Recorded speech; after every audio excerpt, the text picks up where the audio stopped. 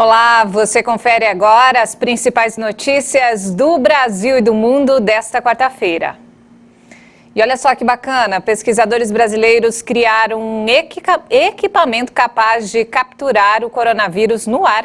O aparelho deve ainda fornecer informações precisas de concentração e capacidade de contágios do vírus em determinadas regiões.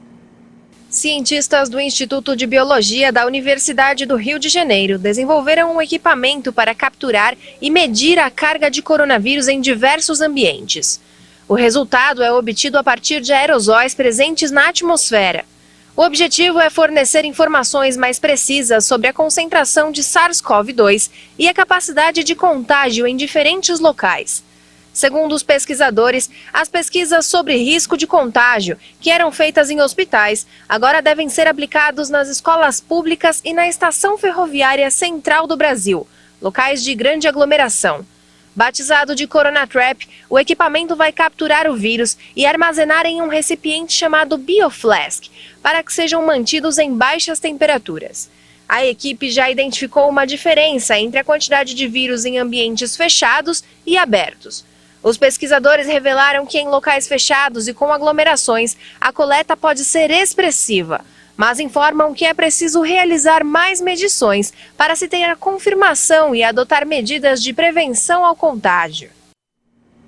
A CPI da Covid ouve hoje o diretor da farmacêutica Vitamedic, Jailton Batista. A empresa bancou anúncios publicitários em defesa do uso de medicamentos sem eficácia científica comprovada no tratamento da Covid.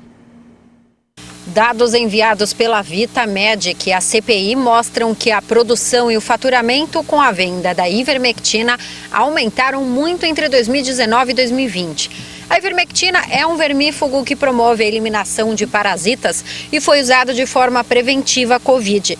A farmacêutica teria bancado a publicação de anúncios em defesa de tratamentos com o uso do medicamento. Jailton diz que não foram responsáveis por painéis de publicidades do produto. Primeiro, esclareço que nenhum outdoor foi patrocinado pela empresa defendendo o tratamento precoce, inclusive na Bahia, que é minha terra. Deve ter sido iniciativa de algum médico ou de alguma instituição. Não foi nós que patrocinamos. Segundo, o aumento do consumo de medicamentos, a indústria farmacêutica em geral foi muito impactada, não só a ivermectina, mas muitos produtos, com um crescimento bastante forte no consumo de medicamentos em todas as fases, inclusive dentro dos hospitais. Jailton também afirmou que nunca conduziu estudos para avaliar a eficácia da ivermectina para o combate ao coronavírus. A farmacêutica teria encomendado um levantamento sobre a eficácia antiviral.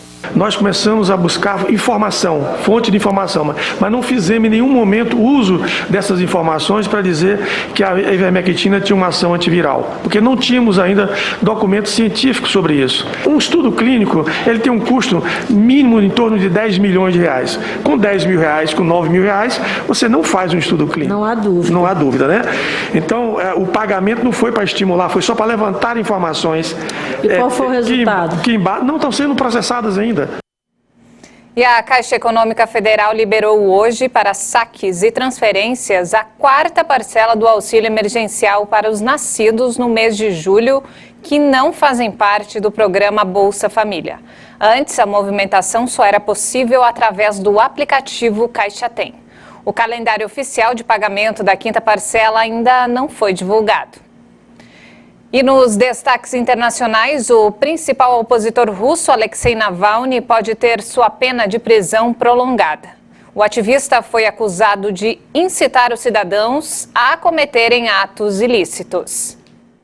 O Comitê de Investigação russo, encarregado de analisar os crimes mais importantes, o acusa de ter criado uma organização que viola os direitos dos russos.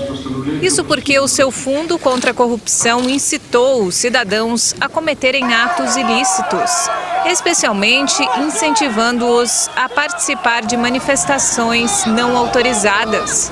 O fundo e outras organizações de Navalny foram classificadas como extremistas em junho pela justiça russa e desde o início de agosto estão oficialmente proibidas.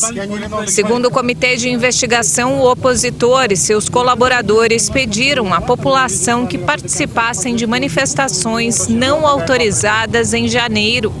O movimento do opositor está submetido a uma forte pressão desde que Navalny voltou para a Rússia em janeiro, depois de se recuperar de um suposto caso de envenenamento na Alemanha, pelo qual acusa o Kremlin.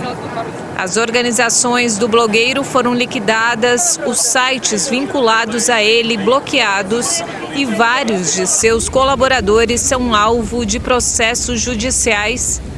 Alexei Navalny, de 45 anos, cumpre uma pena de 2 anos e meio em uma colônia penitenciária por um caso de fraude. Os aliados afirmam que todas essas medidas são destinadas a atrapalhar as atividades da oposição nas eleições legislativas de setembro.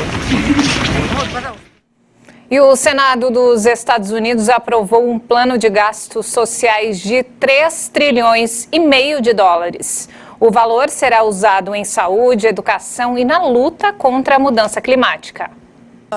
A medida foi aprovada por 50 votos a favor e 49 contra, seguindo as linhas partidárias após uma sessão de várias horas. Os líderes democratas pretendem avançar com o pacote nos próximos meses, usando um procedimento acelerado conhecido como reconciliação. Este dispositivo permite que a legislação relacionada ao orçamento seja aprovada por maioria simples no Senado e não pelos 60 votos habituais. O projeto de orçamento de 10 anos é o passo seguinte na ambiciosa agenda do presidente Joe Biden. O plano de infraestrutura de 1 trilhão e 200 bilhões de dólares foi aprovado pelo Senado com apoio bipartidário e agora será debatido na Câmara de Representantes. O plano de gastos inclui medidas contra o aquecimento global, status de residência para milhões de trabalhadores migrantes e 2 anos de mensalidades pagas nas universidades públicas, assim como outros aspectos de infraestrutura que não foram incluídos no pacote aprovado pelo Senado. Os senadores têm até 15 de setembro para apresentar emendas.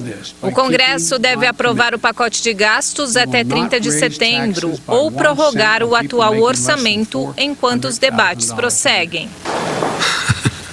E o presidente do Afeganistão visitou nesta quarta-feira a grande cidade do norte do país, na mira dos talibãs. O presidente do Afeganistão, Ashraf Ghani, desembarcou nesta quarta-feira em Mazar-e-Sharif, a grande cidade do norte do país, na mira dos talibãs. A visita ocorre em meio à tentativa do líder de coordenar uma resposta que interrompa o avanço dos insurgentes.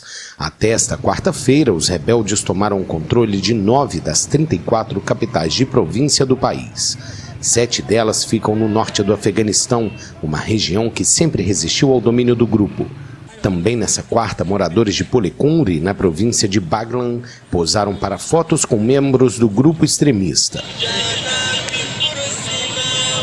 A situação no norte do país é crítica e as forças de segurança afegãs parecem desmoralizadas. O derramamento de sangue já levou dezenas de milhares de pessoas a fugirem para a capital Cabul.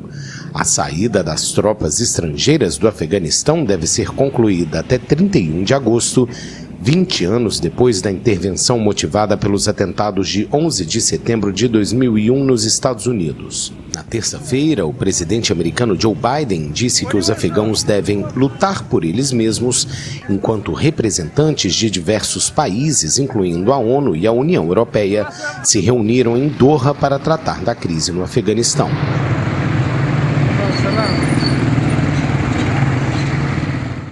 E essa edição fica por aqui. Mais informações daqui a pouco às 5 da tarde com Maria Alice Dias. Obrigada pela companhia.